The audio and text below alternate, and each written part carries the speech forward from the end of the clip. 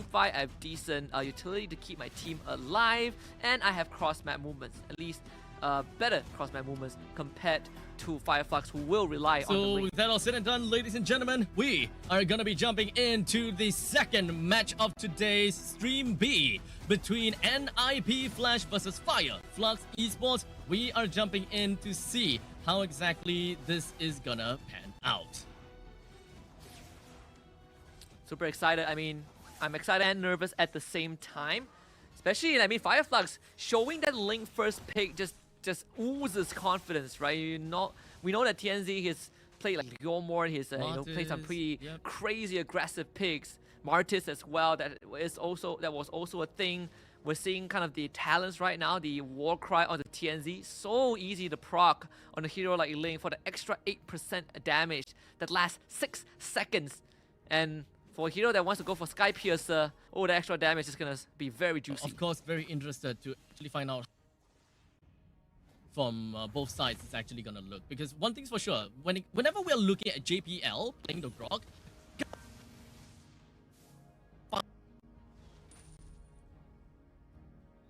get information. This guy will always be in the enemy's faces. But this time, things are starting to look a little bit different, because it doesn't seem like he wants to go that aggressively, because the early aim of NIP Flash just can't really seem to supplement the amount of aggression that he would want in the early stages.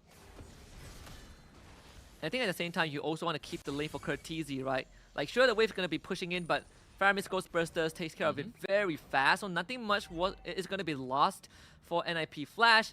But now, they got to get Courtesy his nether realm before the first turtle spawns.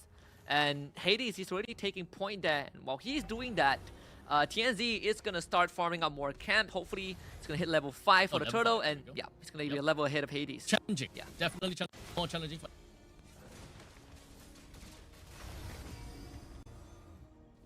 Not at level 4 just yet, but they understood. Yep. Yeah. TNZ doesn't really mind too much. It's like, I can give away the turtle, but as long as I'm power farming and I'm getting my resources, is good. In fact, I even attempted to go for the invade on the jungle of NIP Flash, trying to take the purple buff away, but unsuccessful. I guess quick little understanding as to where the Ling is.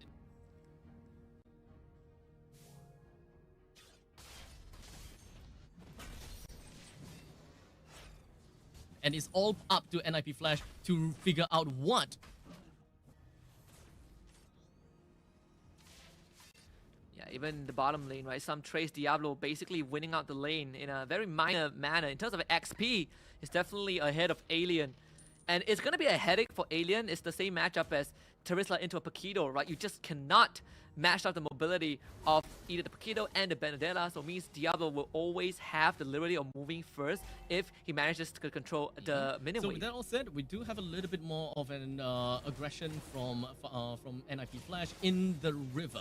Hades is always wanting to put himself first and trying to get himself more aggression in the top lane as much as they could. But Sunshine immediately popping the Purify, so now we know that not on Sunshine's Purify, as now Hades is still around. Another taunt. What?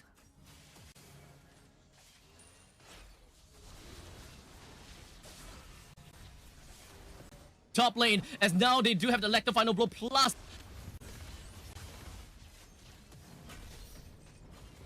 invades on the opponent's side, finds TNZ, focuses down to make sure the Testament of Blade has been used as well. Alien joins into the fray. Diablo gets himself out of the final hit coming in from the Alien's last shots, but Diablo, he's not gonna be going down just yet, because Courtesy, he is gonna be coming in with the nice little ult to make sure that Diablo stays alive. Yeah, absolutely saving Diablo. Oh my goodness, Diablo was literally on the edge. Was on his last leg, and Courtesy saved him. Big NetherRealm, NIP Flash, taking the purple buff away from TNZ. At least TNZ didn't go down. He saved the Tempest of Blaze for the very last second, but Fireflux, bit of a blunder. Sunshine really believed that his teammates would back him up, throws his life away despite not having Purify. NIP Flash, this is where the turtle becomes a lot more valuable just because of what damage they've done to Fireflux. But I mean, TNZ is still at level 8, so he do have that level advantage after all. But with the lack of purple buff, it's definitely going to be a little bit more difficult to work with. As now Hades takes the Lord, takes the... he can burst down the turtle fast enough. Phoenix focuses on the Apex 47, brings him down almost immediately. But here we have another one when it comes down to the Shadow Stampede. Katizi pulls in onto Alien and subsequently brings him down with the rest of his team. There's 5 kills for NIP Flash in 5 minutes. 3 of them on advantage. You could not have asked for a better start if you are a Moskov. Not only did you win the lane, not only that you're on a killing spree, you are ahead of Sunshine, who is on the clock. NIP Flash already establishing a solid lead in this early game. And that makes the life of TNZ so hard because NIP Flash, they're going to keep invading. Yep, that is the power of this Grok over here, constantly giving information and is not even afraid of that of Apex 47. And yep, well charged, connecting on TNZ, and sure, don't get the purple buff. Well, Hades did have to use the retribution. So the purple buff on the side of NIP. One thing is for sure. Completely away from his turret, which means NIP Flash, they're going to be able to take the... Yep, and unfortunately Fireflux is unable to find any alternative trade across the map.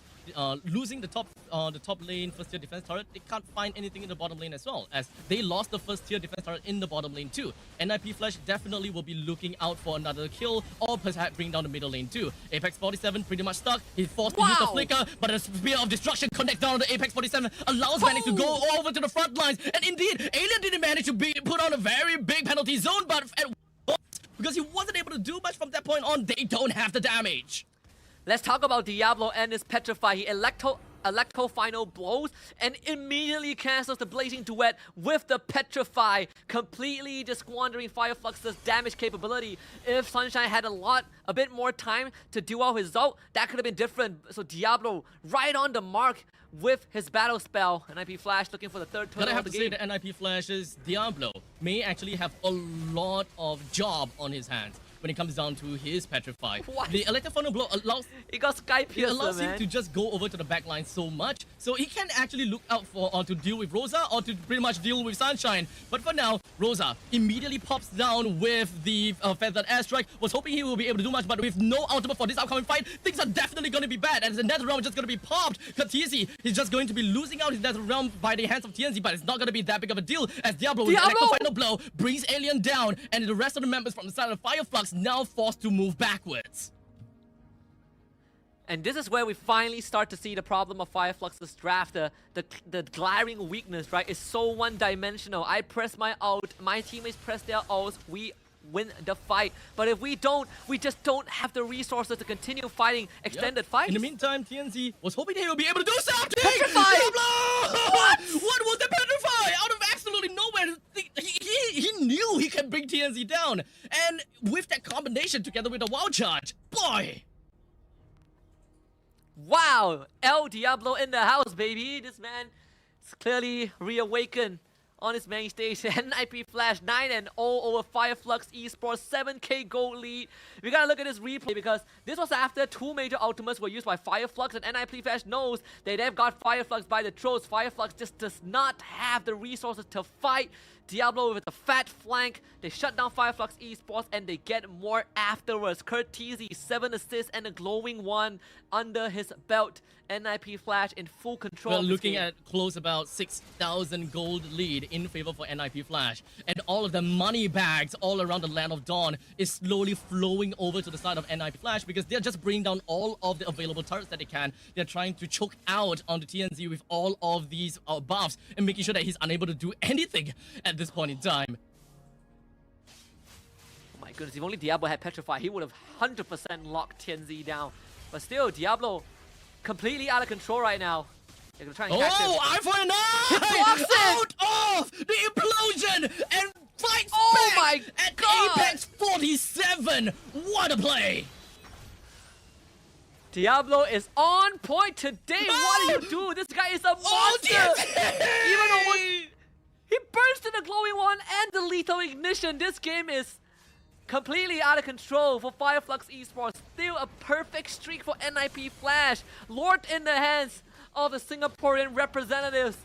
Looking to just put a mark on the stage. This is one thing that no one would have expected. coming into 10 minutes into the game, Fireflux not getting a single kill, a single objective, and everything has been one-sided over to NIP Flash. I mean, of course, it's still too early to say anything because we saw what Falcon Esports did to Cloud9.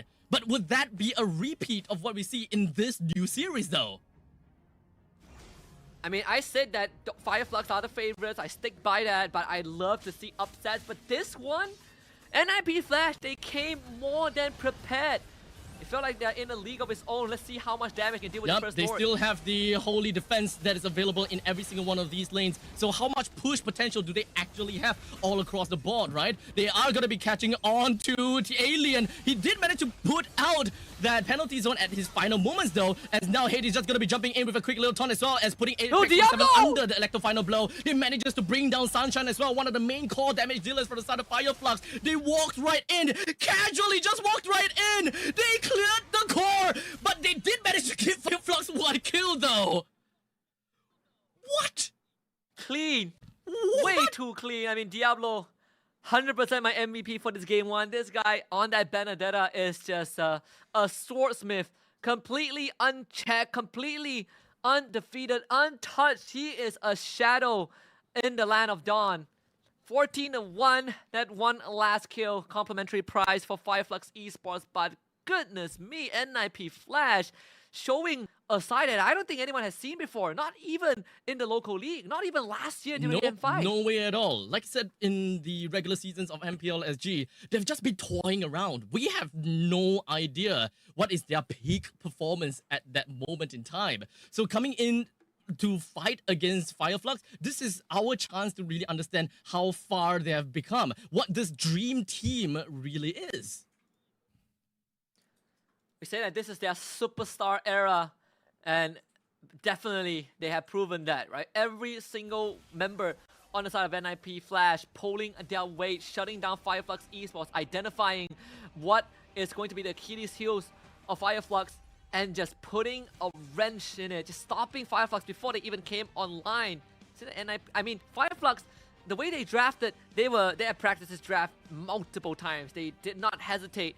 But NIP Flash's response to stop them, that one, you have to really give props to them. Well, definitely a big game for NIP Flash, and definitely a sigh of relief for many Singaporeans out there and people that support NIP Flash, because we all know at least how strong NIP Flash is in the local scene. But when it comes down to the international scene, how would that fare? In fact, this is probably the first time I'll say that Team Flash, or rather seeing Team Flash being able to win Fireflux in such a convincing manner.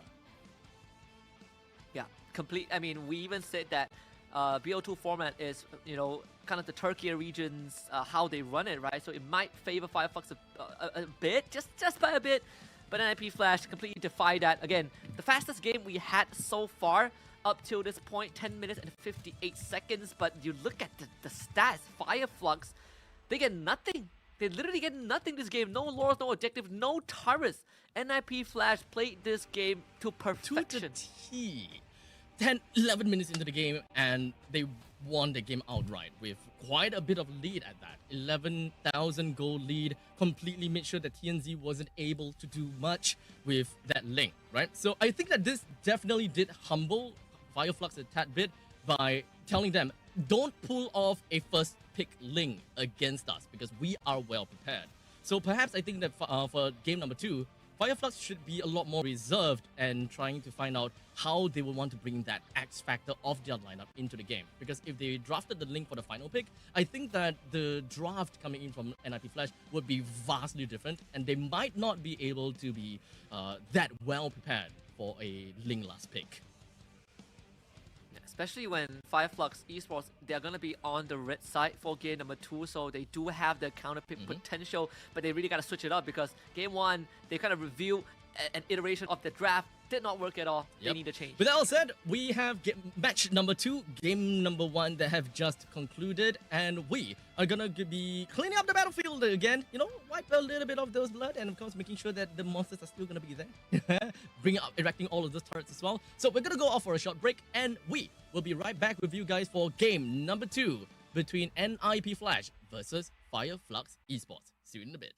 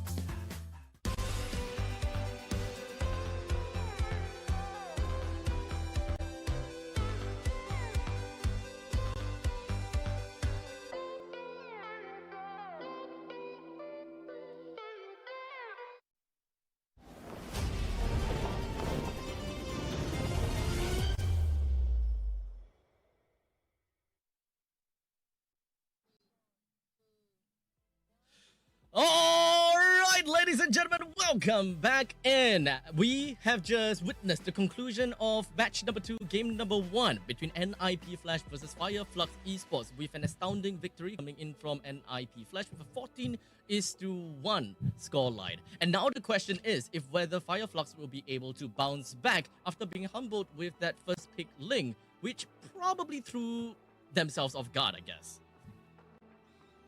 I feel like if I'm a supporter of Flux Esports, I want to see them bounce back, right? Because that definitely is not the Flux that we are used to. Likewise. But I want to give you guys an update on today's schedule so far. Again, Stream A is running concurrently. We have Falcons AP brand. They got a 2-0 over Senyo Gaming in their first series. And right now, as it stands, we had FCon defeating C9 just now. Fnatic Onyx just took the first game over Team Falcon. And NIP Flash took the first game over Flux Esports. So, of course, when it comes down to the very first series of the day, it has been a 2-0. Now, the question is whether the second series of the day is going to be a 2-0 for both Stream A and Stream B. A quick little recap of what has happened in match number 2, game number 1 between Flux Esports versus NIP Flash, with Diablo coming in hot with the Benedetta and very amazing petrified plays that we have seen time and time again, being able to, number 1, stop the blazing duet of the Claude just in time, number 2, being able to stop the Ling right after coming out of the Tempest of Blades to ensure that he stays alive, and of course coming back with big hits, and time again also being able to stop Rosa onto the Fasa's feathered asteroids. Yeah, I gotta say, Diablo's portrait is looking slick, looking hella slick with that fadeaway. You know, just give you a short glance before he sends you to the nether realm. You know, Diablo looking pretty fine and dandy after all these seasons. But yes, game 2, like I said, Flux most probably gonna be on that red side because they were on blue in game 1. I want to see changes, right? Changes in how they draft. Now they get the advantage of looking at the draft, at least a full draft of NIP Flash first before they go for the last pick, which means there's some room to wiggle around. There's some room for them to kind of plan for a pick that can give them an advantage, that can stop NIP Flash.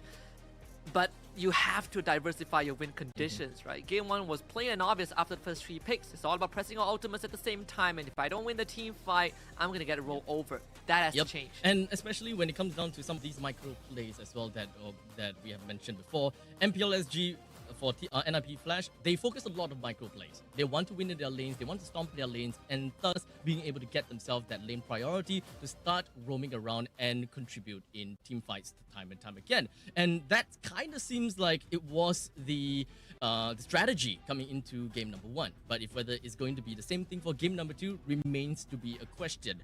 Game number 1 definitely didn't really quite shown Flux being the all-star team of the local MLBB competitive scene in Turkey. So I truly hope that in this upcoming game, they will be able to show us exactly what that means.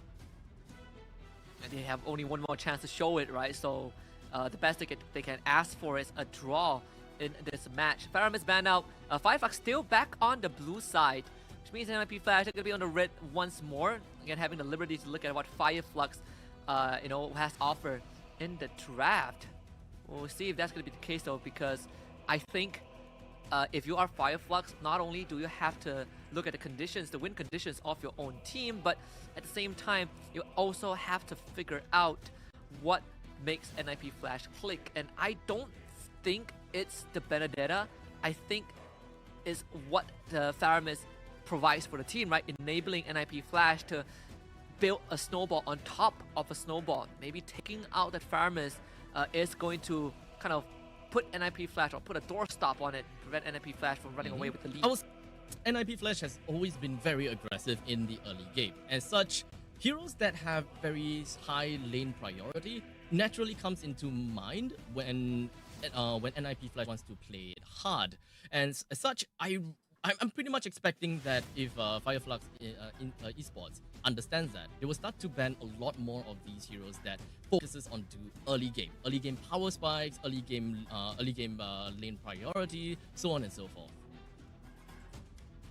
Yeah, I mean, what NIP Flash show definitely is that they have the capacity to kind of snowball a lead if given. And Diablo, he is just outclassing his lane opponents. It felt like it wasn't even close. I mean, it was a matchup thing as well. You know, Benedetta into a Terizla, but Alien just could not provide any impact thanks to Diablo's early shenanigans, you know, just incremental leads. And not to mention, even Sunshine was having a really tough time after the first death because he was just straight up punished by the combined efforts of Hades and Vanix. So a lot of things definitely didn't go the way of Flux Esports. I think that's something that we were looking at Flux Esports to be the aggressors, but NIP Flash, they completely flipped that script around. And I gotta have to say, having JPL in the team definitely gave them a lot more of the information that they so much needed. Having a Grog that completely resists a lot of these crowd control, NIP Flash, they have a strong idea how they want to play the macro game too. Despite winning in lanes such as the EXP lane as well as the gold lane, they're very sustainable players, both Diablo and Vanix. The moment you give the two of them the power of the lanes, they are just going to be absolutely dominating the lane. And for Diablo, he will start to appear in all of these fights so often, especially when we are looking at Kha'Zix, that is super consistent and hardly ever gives a lead over to the opponent mage. I would say that we are looking at a trifecta of a laning scenario coming from NIP Flash. Yeah, absolutely. I think for NIP Flash, on top of that is also if they are playing kind of a draft that is self-sufficient, but at the same time, they can always kind of back each other up. I think the one thing that we talked about in Game 1 is kind of the cross-map mobility that NIP Flash have, right? With Benedetta, with the Moskov, and it allows them to not only play the map, but also pick Flux Esports apart, something that needs to be addressed. There's no one-shoe-fits-all solution, of course, but I think Flux can start to consider get priority for the mid lane first, because that is how you kind of unlocked assistance to the rest of the game, to the rest of your teammates. So coming in, I think that the draft is more or less gonna be starting real soon, or perhaps we'll be getting that information real soon as well. But coming into game number 2, I think that we haven't really quite talked about what Flux Esports is supposed to do, or what they should be looking out for. Like, what were their mistakes, or what is something that they gotta have to do better in order to win against NIP Flash in this game too? I think conditions to win, as mentioned, you gotta diversify your more win conditions. Yeah, win condition. But I think that's primarily it. If I have to nitpick, probably that early to mid game management did look a bit messy from Flux Esports. You know, we did see them kind of really dropping the ball incredibly hard right off kind of the first blood onto Sunshine. So that also needs a bit more of polishing as well. But I can understand it's brought upon by the nature of their draft. So if game 2 is going to be any different, I think tank junglers, you fall back to something basic, right? A tank jungler that does not get affected too much if snowball upon, you know, compared to a Ling, have mid priority with your mid laner, and now that you know that Diablo has access to Benedetta and Paquito, maybe you want to go for a direct matchup, or at least go for a sandbag, right? The Arlet, Ruby, not that bad of a choice. Or perhaps we could also see the Yu Zhong coming in from Alien, right? Also one of the signatures for Alien, being able to really destroy lanes, and as such, you would be able to get that lane priority away from Diablo. Just keep Diablo in lane, and that is something that I would say would be important if they would want to win in these early game objective taking, right? In the meantime, I would say that Tigro might also be something that is a little bit one-dimensional, I suppose. It is, yes, indeed, a signature for Apex, and it has definitely worked before. But with a hyper-aggressive lineup from NIP Flash in the previous game, especially with Eye for an Eye from Benedetta, for example, or with very aggressive... sorry, not aggressive, but with high mobility team comps such as NIP Flash's previous game, it's understandably very difficult for Tigro to actually do much work. If anything, it really relies on counter engage more than just engagements. Yeah. I caught a glimpse of Diablo's screen just now. I think the Cho was picked up by NIP Flash. So this is going to be a JPL Cho for sure. There it is. Finally seeing it. So We got the Cho, Roger, Farsa, Arlet. We talk about it. I wanted it for Fireflux, but Fireflux is going to ban it out. So it is, you know, NIP Flash on that red side again. In a Fireflux on the blue. We got the Harif, which was completely ignored in game 1, by the way. Picked up by Fireflux. So we are looking at a first and second pick of the Cho as well as the Roger. Actually, picking up the Cho this early is actually kind of surprising for me from the side of NIP Flash. Although I gotta have to say, JPL has been rocking the Cho a lot in his previous days. I absolutely love to see that. It is a very obvious kind of game plan for JPL. He has one thing that he always go for is roamers that allows him to take to walk away from cloud controls so much of the map. I mean, we see the Ruby getting picked up by NIP Flash as well. This can still be a flex, right? I mean, Hades can play a Roger jungle and Vanix plays that Ruby gold. So it's not really set in stone just yet. Having a couple of flexes to work with. Seems like TNZ wants to give the Ling another go. And we also have Alien hovering over the Yuzhong. I definitely like the Yuzhong a bit more, regardless of matchup. So Yuzhong gets locked in. We get the Ling. Second round for the side of Flux Esports. But this draft definitely looks better than what we had in game 1. I haven't seen Diablo playing. In fact, I don't even know which one he's actually going to be picking. But one thing's for sure, we are looking for the jungler over to the side of NIP Flash. At this point, yeah, they have a Cho, they also have the Ruby, so they have a way to really lock down someone in the opposite side and really just go for pickoffs. So I believe that this jungler that they have gotta have to be someone that can work as a battery together with the Cho in order to really burst that one person down fast. The Bane! Oh! Wait! Oh. Wait. Is the Bane go? I've had this in my mind for the longest of times because Bane was popping up in certain regions. For example, like Cambodia, I think Myanmar as well. We've been seeing a couple of Banes, but if there's one region that wants to, you know, go a bit bonkers, I mean, MPL SG seems like the perfect breeding ground. So Bane for Vanix. This is going to be very interesting. I've never seen that before for the side of Vanix. How is he going to fare as a melee hero in the gold lane against a Harif? Understandably, when it comes down to Harif, he's super strong in lanes considering the fact that Synchro Fission just outright pokes the enemies while also giving you a chance to wave clear.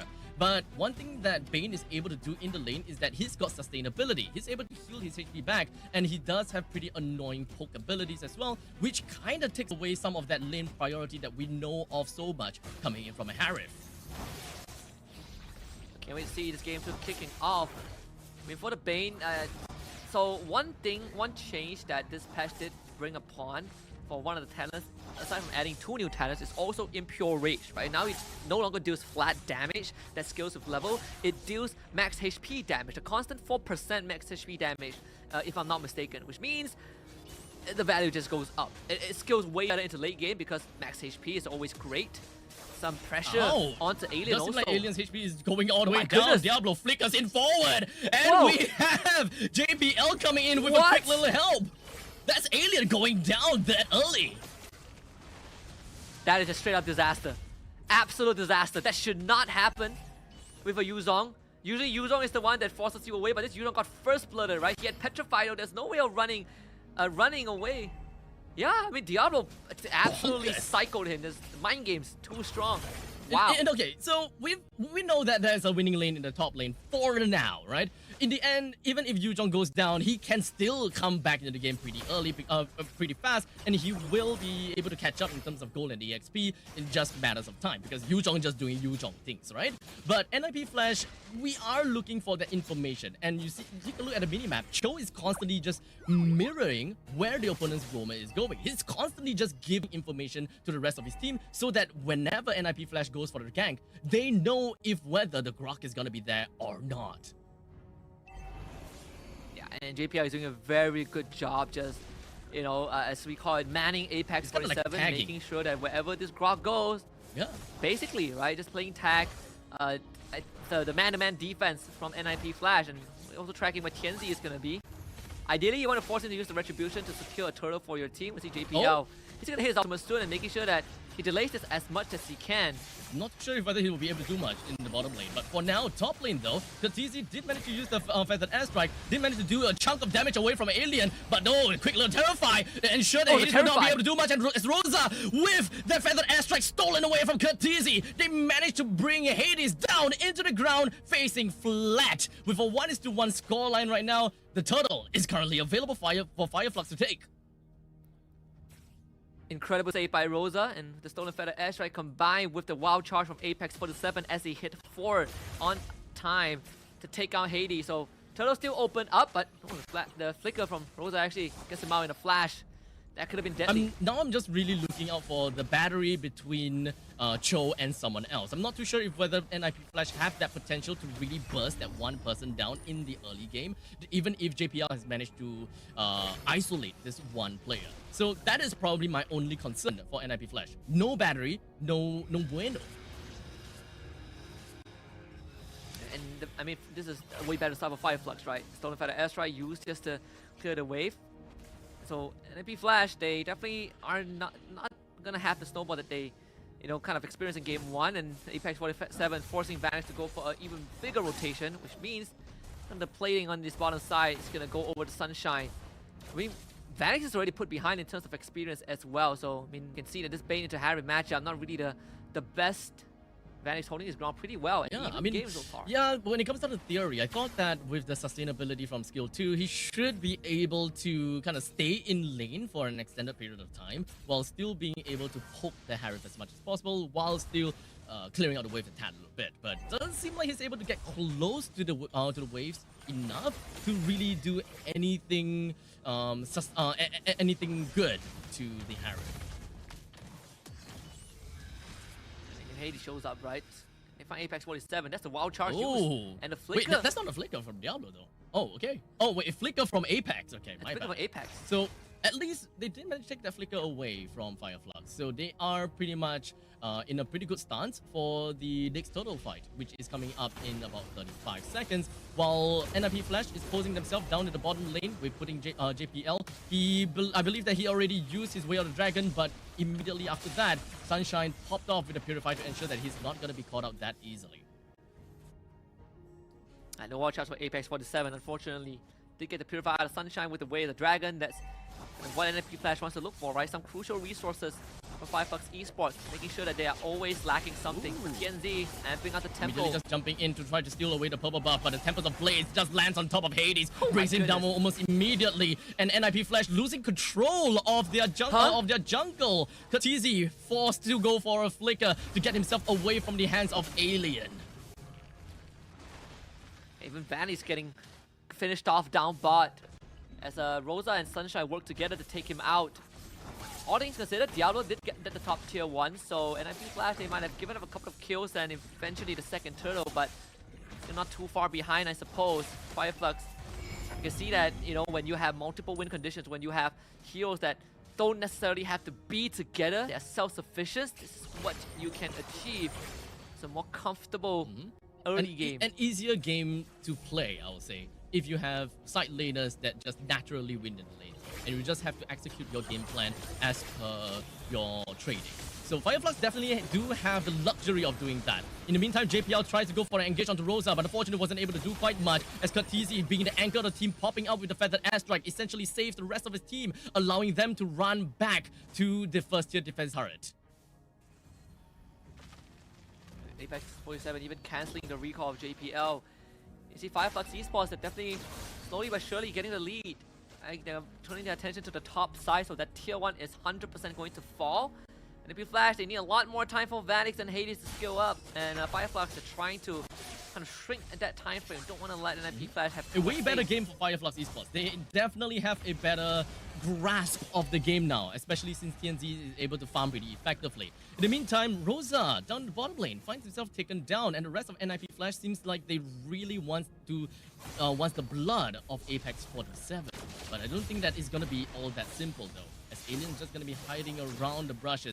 But I don't think that they will be able to catch anyone, except for the fact that Diablo with the quick little armor fended onto Apex 47, but not enough damage to really do anything good. Not yet, at least. I mean, NIP Flash, they got the kill to Rosa, so that's good. I believe the kill did went over to Curtizi. Even see Alien in the mid as well. JPL was fishing for a kick side against it. NIP Flash, I think they don't really need to rush. Immediately with the I'm offended, did manage to collect down onto Alien. And the battery of having the Feathered Airstrike being used to make sure that they bring Alien down. I guess that is one of the batteries that we can look out for, but is after all going to be an ultimate that's being used. As now Whale Dragon connecting on TNZ, Hades takes down the Ling, and they have also managed to steal away the purple buff. The next one on the chopping block, they want to go for Rosa, but Rosa, he did manage to steal the I'm offended onto Diablo, and he did manage to connect onto that, allowing Harif to drop down the Zaman Force, brings him down. But NIV Flash, they're not going down without a fight, as Vanix and Katizi joins into the fray and immediately take him down. That puts Fireflux with 3 men down, and NIP Flash have got the Lord. So much damage from Vanix. Flickers, Deadliest Catch, and a Crab Claw Cannon. And even a passive splash in the face of Sunshine, who evaporated just like that. NIP Flash getting the first Lord.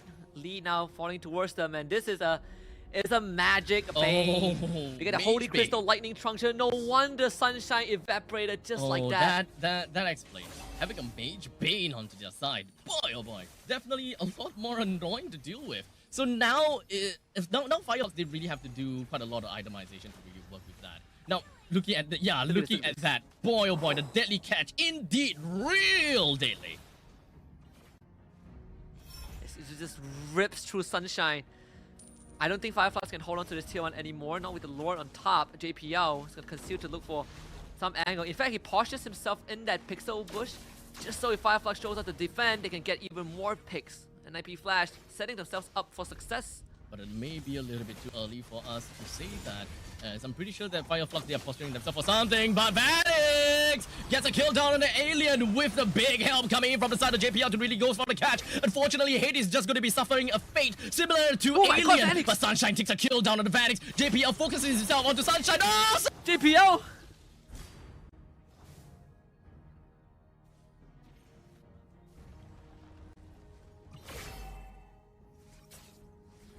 All things considered, Fireflux only losing Alien in the process. We felt like more good counter engage from Apex 47 once more with the Flicker Wild Charge to disable Hades and Vanix in that fight. But I gotta say, Vanix's damage is out of this world. Almost two-shotting Sunshine if he didn't have the extra shield from the Chrono Dash. But at least Fireflux Esports still keeping the game even. TNZ jumping onto Katizi, but I don't think that Katizi will be that easy of a kill. But now the Wild Charge misses out on the Diablo. He will be able to clear out the wave just so easily. NIP Flash managing to defend their middle lane first-tier defense turret. The fact that NIP Flash didn't even get top tier 2 is good news. And now JPL with a Dragon connecting on Rosa. He does have I'm offended though, so look out for that. As now we have Sunshine with the Furious Dive. Manages to connect on the 2. As such, JPL and Diablo is going to be taken down while Alien puts himself in the Black Dragon form. Really zones away the rest of NIP Flash as they say, we are done. We've got the 2 kills that we need.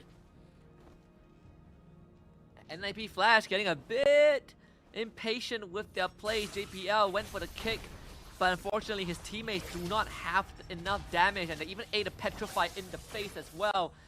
So, I mean, NIP Flash got to slow down a little bit, right? Vanix has a lot of damage, but he still, at the end of the day, needs to get up close and personal. Fireflux Esports taking control of the map, but NIP Flash at least still have the mid-tier 1 And because now. of the mid-tier 1, I think that is a lot more difficult for Fireflux to really take control of the river at this point in time. Well, Dragon connecting down on the Rosa, and that was a pretty fast kill. I would say that the Vanix with the Mage Bane is the battery of the show because of the massive amount of burst that we weren't expecting at all. Some people might not realize, but Cho got a slight buff on Jit Kundo. It covers a lot more distance with his dashes right now. That's why JPL moved across half the screen with his full combo. Pretty scary, I gotta have to say. But now the Black Dragon form emerges. The Apex 47 emerges as well. What was that deadly catch? What was that damage? And now TNZ hoping that he'll be able to run away. He will not. But the Lord was taken by Fireflux in the end. So that is a little bit of consolation. But unfortunately, there's only Rosa available to defend against this middle lane raid. Will Rosa be able to stay alive long enough though? think Oh, I don't think they can Flicker. keep this alive, unfortunately. Feather airstrike as well. TZ, but oh wait, They he did found manage to him. get that kill. And even for the Lord, he's going to be busted down almost immediately. Alien and Apex 47, they are going to be back here in the Land of Dawn. And NIP Flash understands that this is as far as they can go. Taking the inhibitor in the mid, that's all they want. This is a negative net gain from a Lord. You get the Lord, but you lose it. You lose an inhibitor, and I don't think they can even get the top tier tool because Diablo is going to clean it up in a flash as well. NIP Flash almost 3k a hit. Definitely not the big lead just in like game one. In fact, top tier 2 eventually did go down as Diablo didn't have enough damage to clear it out. Oh but my Vanix, God. my goodness, Oh! he is online. This man. What items? My goodness. We don't see Mage Bane all that much. So honestly, having to see him on the stage right now and the massive amount of damage that he's able to deal to the rest of the members from Fireflux, that's definitely very scary to see. Incredibly scary, in fact. I think NIP Flash got a bit of control of the game already, and the fact that mid inhib is down is a big deal for Fireflux Esports. Because now the side lanes are going to be a lot more threatened. Top tier 2 goes down. The conceal from Fireflux not bearing any fruits. Rosa just got the blood wings, but NIP Flash is setting up for an ambush. I'm thinking about one of the new item change, Freezing Time.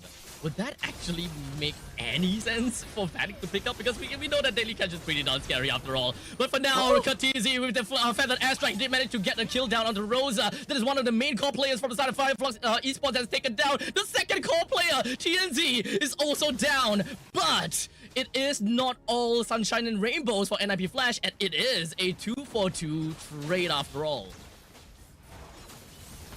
I gotta say, the magic burst damage. JPL catching down on the Apex 47, but I don't think that they have enough damage for all of that at all. He immediately Jikundo, or rather Shumpo himself out of that. Sunshine looking to get the final kill on the JPL, Oh my God. but the main fight was actually onto Vanix because he focuses down onto Alien, brings him down, and the zoning wasn't able to do much, but Apex 47! Wild charge! Oh, big wild charge coming in, being able to ensure that JPL and Katizi goes down, leaving Vanix all alone. Apex 47, the man! Absolutely savior, Apex 47. Literally saved his team. NIP Flash did not expect him to still be in that bush. And this not only kind of balances out the skill, Fireflux Esports, but also opens up Lord possibility for them.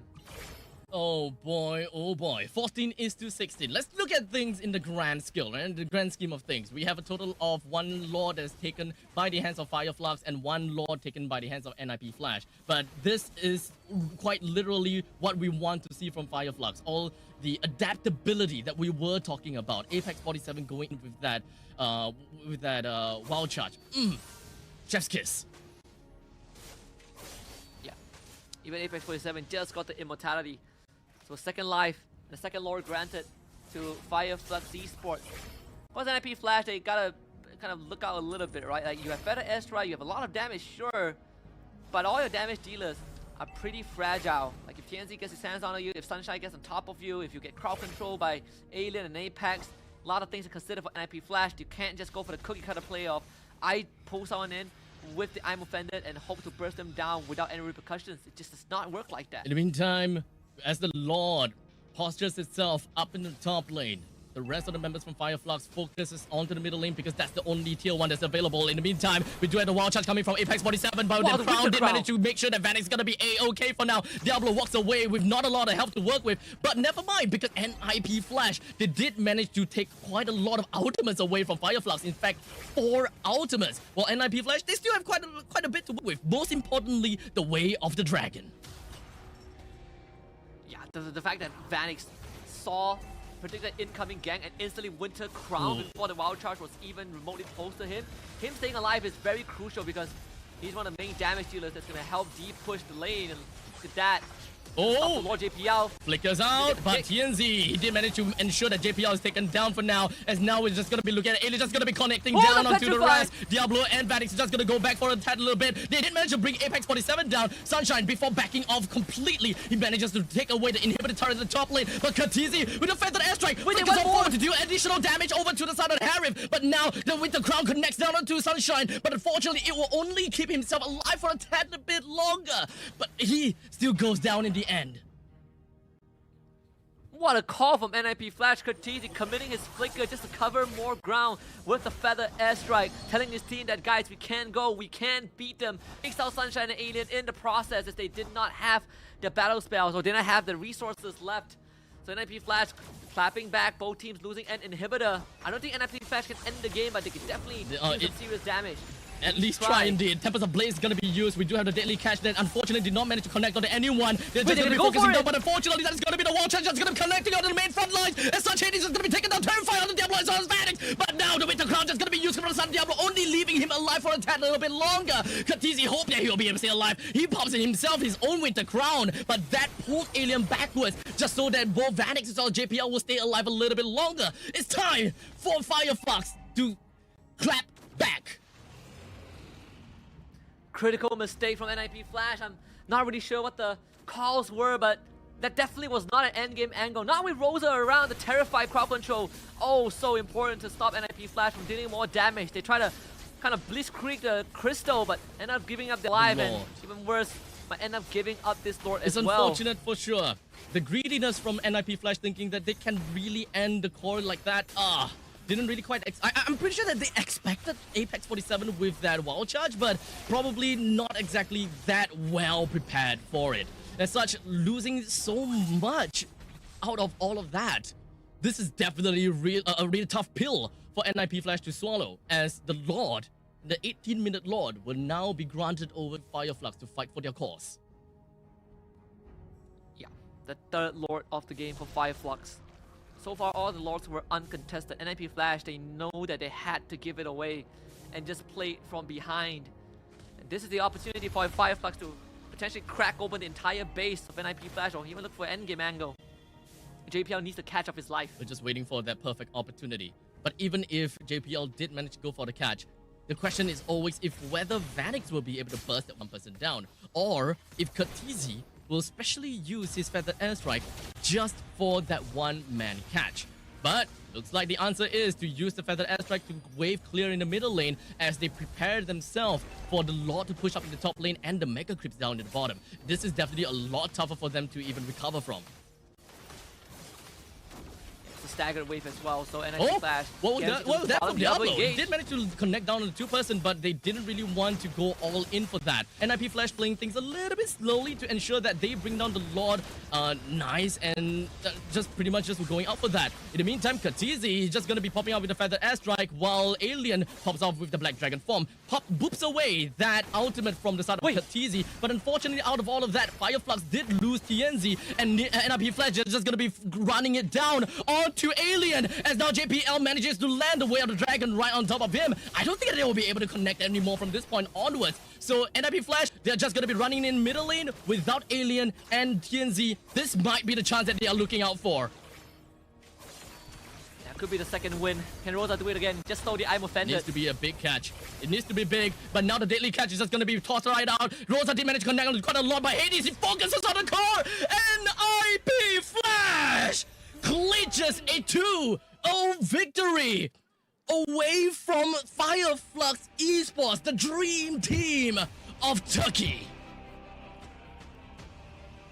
Unprecedented performance from NIP Flash. Game 1 was dominant, Game 2 was scrappy, but